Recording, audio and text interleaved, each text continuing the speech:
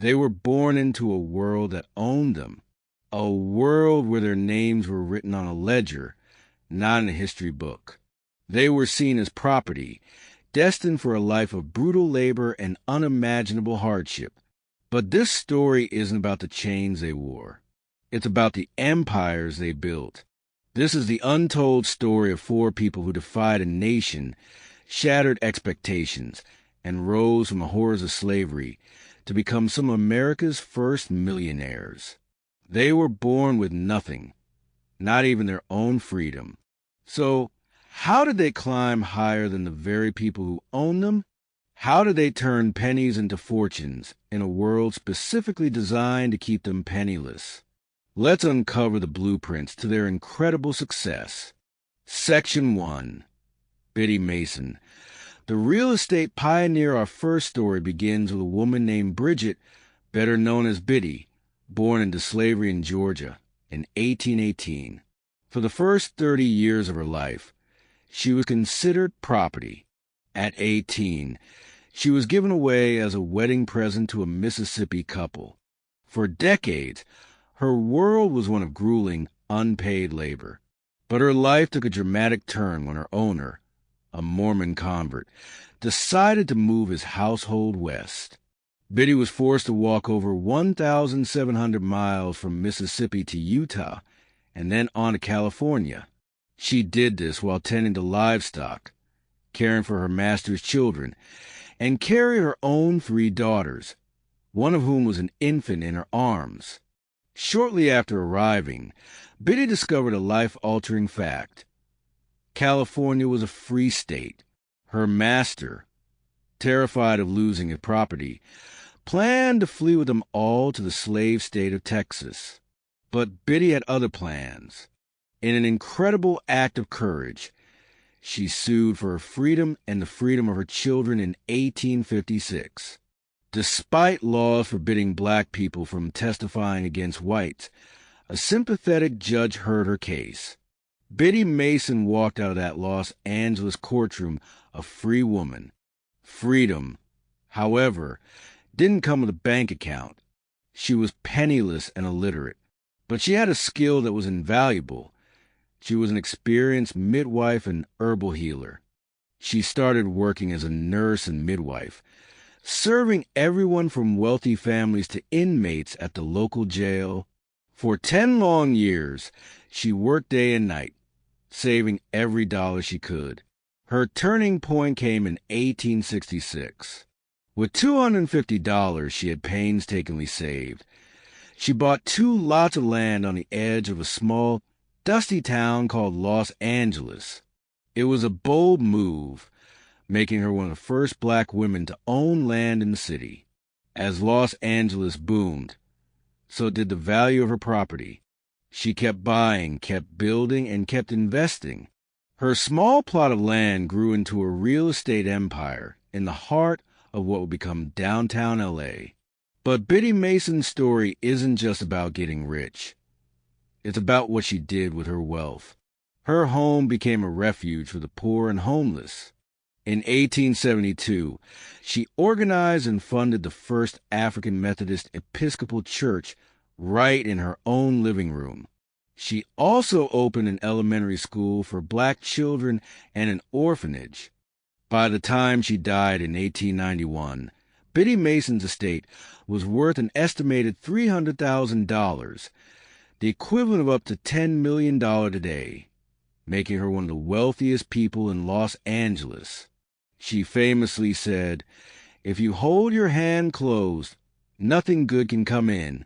The open hand is blessed, for it gives in abundance even as it receives." Section 2. William Henry Ellis. The master of reinvention. Next, we head to Texas for the story of a man who bent reality to his will. William Henry Ellis was born into slavery in 1864, just a year before emancipation. He grew up on a cotton plantation among Mexican and Tejano communities, where he became fluent in Spanish. That skill, combined with his olive skin, became his key to unlocking a world that was supposed to be sealed shut. As a young man, Ellis stared down the barrel of Jim Crow America, a system designed to crush black ambition. So he made a decision that was as brilliant as it was audacious. William Henry Ellis, the son of former slaves, simply ceased to exist. In his place emerged Guillermo Enrique Eliseo, a wealthy Mexican businessman. This new identity was his passport. It let him travel in first-class train cars, stay in the finest hotels, and do business in circles where a black man would have been met with violence.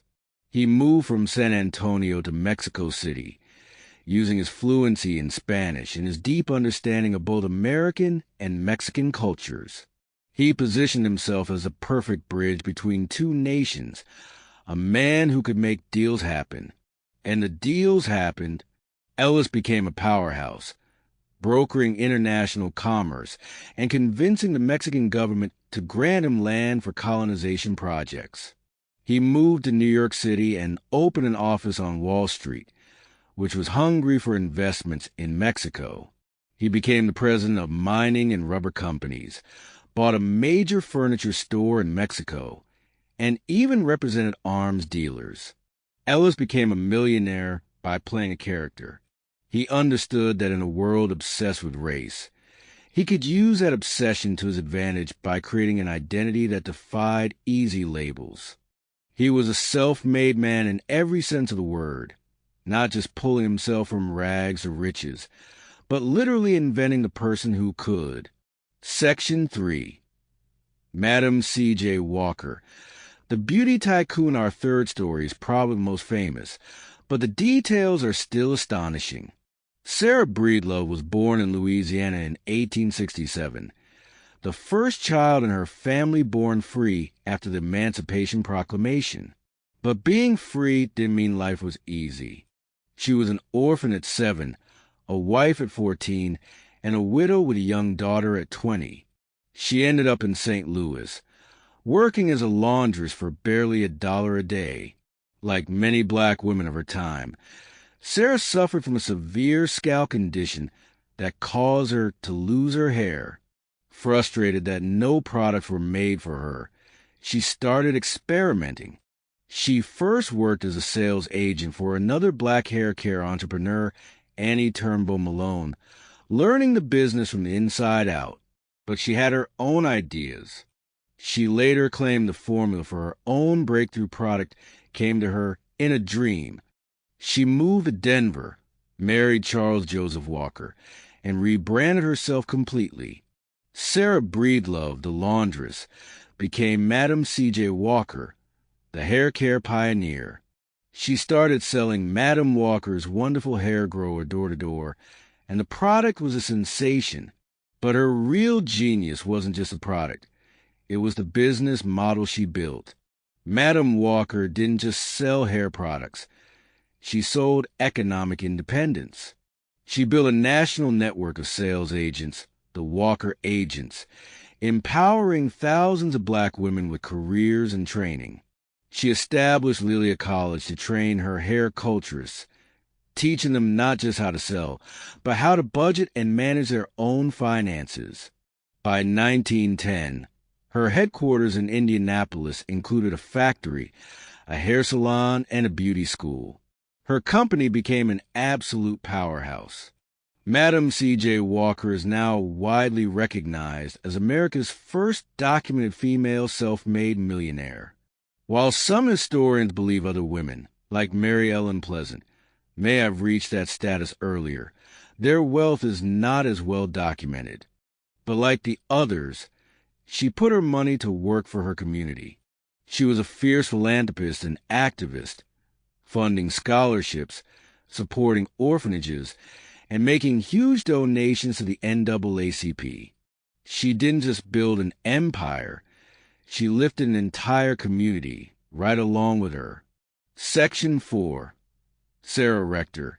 The oil heiress, our final story, is one of the most unbelievable of all. Sarah Rector was born in 1902 in Indian Territory, what is now Oklahoma. Her parents were descendants of people who had been enslaved by the Muskogee Creek Nation. Because of a treaty, Sarah and her family members were each granted an allotment of land. The parcel given to young Sarah was seen as completely worthless, just rocky, infertile soil. Her father leased it to an oil company just to cover the property taxes. Then, in 1913, the impossible happened. An independent oil driller struck a massive gusher on Sarah's worthless land. The well started producing 2,500 barrels of oil a day. Suddenly, 11-year-old Sarah Rector was earning $300 a day, the equivalent of over $9,000 in today's money. News of her wealth spread like wildfire. Newspapers dubbed her the richest colored girl in the world. She was flooded with loan requests and even marriage proposals from across the globe. As more wells were struck, her income exploded. By the time she was 18, she was a millionaire with a net worth equivalent to over $11 million today. Her family moved to Kansas City, Missouri, into a grand stone mansion that became known as the Rector Mansion. She enjoyed her wealth, owning fine clothes and cars, and hosted lavish parties for jazz legends like Count Basie and Duke Ellington. But her story also shows the unique dangers that came with being black and wealthy. The law at the time required that a well-respected white guardian be assigned to manage the finances of wealthy black children, a system begging for exploitation. Sarah's case brought national attention to this predatory practice, and W.B. Du Bois and the NAACP got involved to help protect her fortune. Sarah Rector's life was a shocking twist of fate, a story of how land no one wanted could erupt into one of America's most unlikely fortunes. Conclusion: 4 lives, for completely different paths, one incredible destination. From walking nearly 2,000 miles in chains to owning a real estate empire. From literally inventing a new identity to shatter racial barriers. From a washtub to a beauty dynasty. From a patch of worthless dirt to an oil fortune.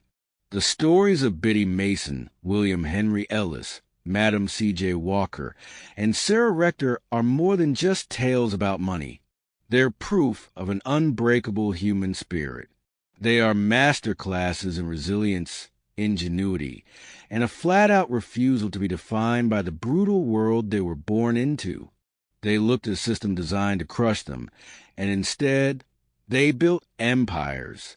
If you found these stories as inspiring as we did, hit that like button, subscribe for more hidden histories, and share this video to make sure these legacies are never forgotten.